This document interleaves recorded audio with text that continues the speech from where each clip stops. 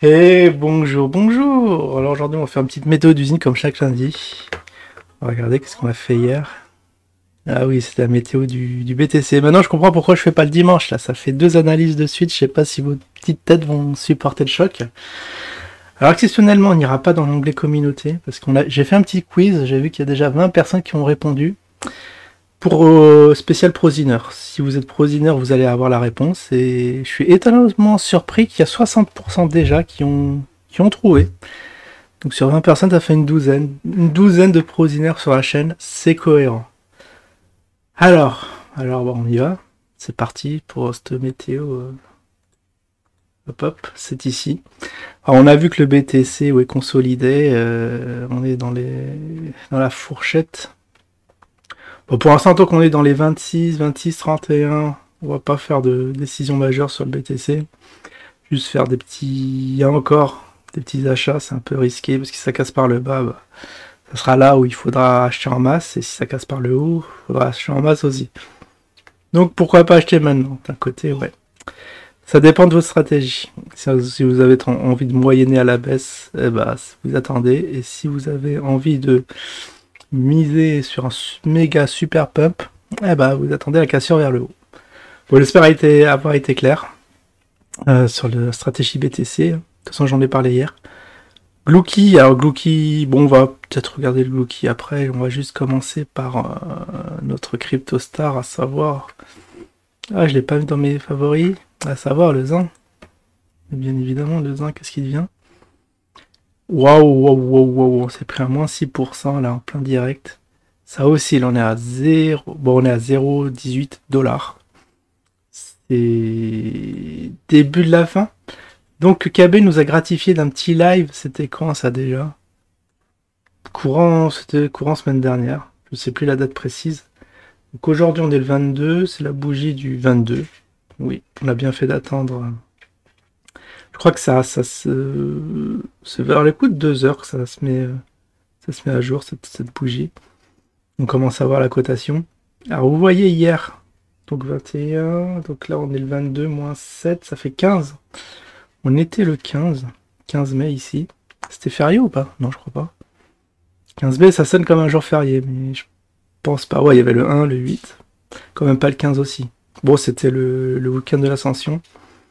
Et pendant que tout le monde était en vacances, bah, le Zin a profité pour dégringoler. Hein. Wow, il y a eu des ventes massives, de volume 163K. Ça commence à revenir les volumes, non? Qu'est-ce que vous en pensez si je regarde là? C'est ici, en mois de janvier, c'était extrêmement bas. On n'a pas remis de pièces dans la machine, mais maintenant, là aussi, en mois de mai, début de mois de mai, c'est difficile. Après, ça a été assez fourni ici, comme vous le voyez. Là, on a tapé des records, je crois, record de l'année, presque 300K. Là aussi, bon, on l'a eu qu'en février et en... On va regarder les dates précisément, le 12 février, s'il y a une cohérence sur les... Oh, j'aurais dit peut-être en milieu de semaine, ils mettent des trucs dans le robot, mais au fait, non, ça c'est aléatoire. On sait pas déduire quand il y a de l'activité sur l'actif. En tout cas, bon, tout le monde qui a cru que acheter du Zin avant le live de KB, eh ben non. Vous êtes un peu planté parce que depuis le 15, vous voyez, ça s'écroule depuis le 14 même. Bougie rouge, une petite verte qui vivote. Rouge, rouge, rouge. Petite verte aussi, qui presque rouge. Hein. Et rouge, rouge, c'est aujourd'hui. Aujourd'hui, ça vivote un peu. C'est vert, mais on va voir si ça clôture comme ça. En tout cas, on a atteint un super point bas de semaine à 17. Et là, on est à 18. Et au vu de la tête de la courbe, ça fait ça, quoi. Boum, boum, un petit M de la mort. Voilà ce que, là, naïvement, qu'est-ce qu'on pourrait penser sur ce Zin. Et vous voyez un point haut, ici. On a essayé de les tutoyer, mais carrément avorté. Donc ça, c'est un vrai pattern baissier, malheureusement, qui peut nous amener jusqu'ici, hein. Jusqu'au 10 décembre. 10 décembre, c'était vraiment noir. 14, ce serait ici. L'objectif doit être ici, comme ça. Pack. Peut-être pour le mois de juin, si le BTC aussi aide. Quoique si le BTC il monte, lui, il va être décorrélé, il va descendre. Donc comme on attend une explosion du BTC, eh bien c'est très très mal barré pour le zin. Il y a d'énormes signaux négatifs sur l'actif. Alors est-ce qu'on peut... Ouais, je peux tracer un petit Fibo, je crois que je l'ai fait, mais on a vu que c'était... Bon, on va pas prendre les mèches qu'on a cassées. Ah si, on vivote dans les 78. Mais malheureusement, c'est le dernier support avant qui est en train d'être travaillé et qui va vraisemblablement être cassé incessamment sous peu pour retourner à 14. Voilà, c'est mon pronostic. On va mettre 14 ici. Bon, on va mettre un point. Parce qu'il y en a qui n'aiment pas quand je dis 14$. Voilà, comme ça on va être clair, net et précis. C'est assez sad hein, sur le zin, ce qui se passe. Je vais essayer d'en acheter si vraiment des vis hein, de 50%, je vais en acheter. Je crois qu'actuellement j'en ai 41. Donc un petit prono de KB, c'est 100 à 500 sous peu, je crois, à horizon 2025. Avoir 4000 balles sur Probit, ce serait pas du luxe, hein. Après, je vais faire des petites emplettes, hein. Vous connaissez. Alors le zin, on est à 41. Le Glouki, là où on a un nombre de tokens très très fourni. Bon, j'avais 100 000, on est descendu à 10 000, vous savez pourquoi. Il y a eu des questions sur le chat, effectivement. Qu'est-ce qui se passe je sais plus ce qu'il a répondu. Je crois qu'il a répondu courageusement, le KV. Ah oui, il faut être patient. Évidemment, il faut être patient.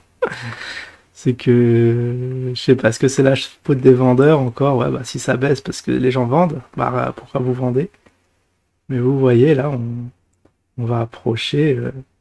on va peut-être avoir le cours... Au vu de la courbe, hein, pareil, hein. On va faire même... Je crois qu'on n'a pas fait ça, c'est inédit. Un petit Fibo ici, juste pour voir. Alors, vous imaginez, si je prends la mèche, bon, on est sur les 78, on va quand même pas prendre la mèche qui est assez exceptionnelle, pas très représentatif, et ça rebondit sur les 61,8. Pile poil, là on est au 0,5. Et au bout de la courbe, faut regarder si ça casse. Bon, ça a été cassé par une mèche. Si ici, confirmation que ça casse les 61, et pareil, hein, ça va suivre son copain Zine, ça va arriver là.